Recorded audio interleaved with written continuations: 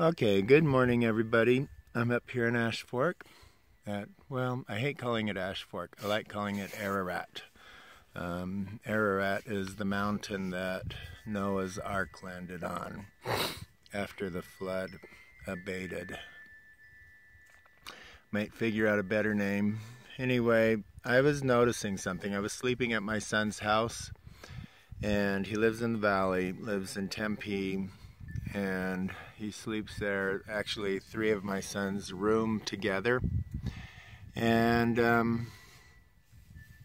and the electricity went out.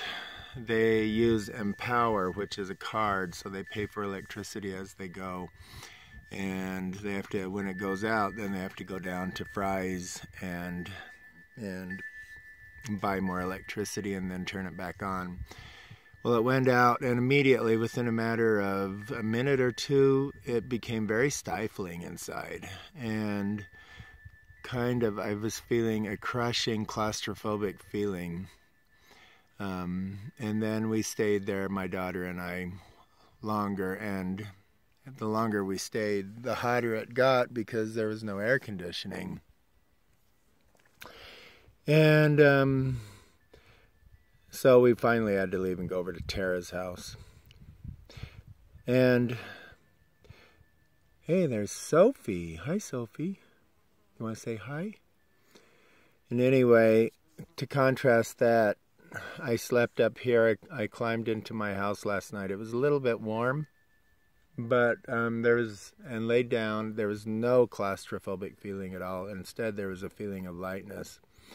And I noticed I was sweating a little bit, but there was no claustrophobic crushing feeling at all.